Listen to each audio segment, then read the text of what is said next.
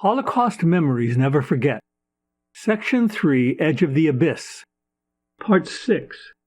From Kristallnacht, November 1938, until Germany invades Poland on the 1st of September 1939. On the 1st of September 1939, 3 weeks after creating the Reich Committee for the Scientific Registering of Hereditary and Congenital Illnesses, Hitler invaded Poland. In October, he signed a decree, but post-dated it to the 1st of September to make it look like a wartime measure, giving German doctors the authority to euthanize any patient they determined to be a threat to Aryan purity or to the Third Reich. Secretly referred to as Aktion T4, or simply T4, the decree protected medical personnel from prosecution and gave Hitler the power to start killing people in large numbers.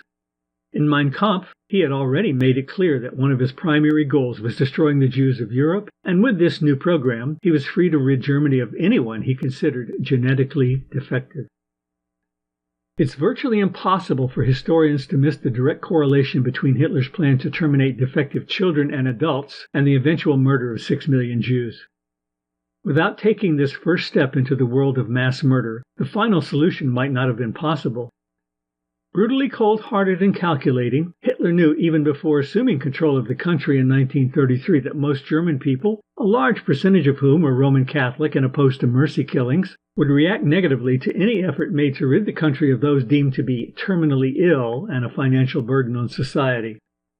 In 1935, during a conversation he had with Reich Chief Medical Officer Dr. Gerhard Wagner, Hitler said that such a program would never work in peacetime, but only when the nation was at war. Consequently, after the invasion of Poland, he made the bold decision to put his name on a government-sanctioned killing program while citing the wartime imperative of maintaining the health, safety, and genetic purity of Volksgemeinschaft, the German people. Once the T4 program was operational and utilizing the protection afforded by the term Reich Defense Regulations, thousands of people of all ages in Germany, Austria, and Czechoslovakia were moved from local hospitals or long-term care facilities to the 6 main killing sites for termination. Each site was eventually outfitted with a gas chamber and cremation oven to expedite Hitler's orders, although gassing was only one of several methods by which patients were murdered. Jews, of course, were likely to be killed outright without any effort to create documentation of their presence at the various facilities. When the killing began in earnest, doctors were overwhelmed by the amount of paperwork they had to complete, everything from multi-page questionnaires requiring 5 copies to thousands of falsified death certificates, so it was inevitable that mistakes would be made which compromised the secrecy of Aktion T4. Numerous other issues arose regarding confidentiality of the program.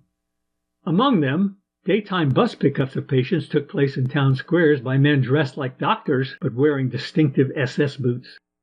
A family might receive 2 urns of ashes for the same loved one. A death certificate claiming a burst appendix as the cause of death might be sent for a patient who had already had an appendectomy.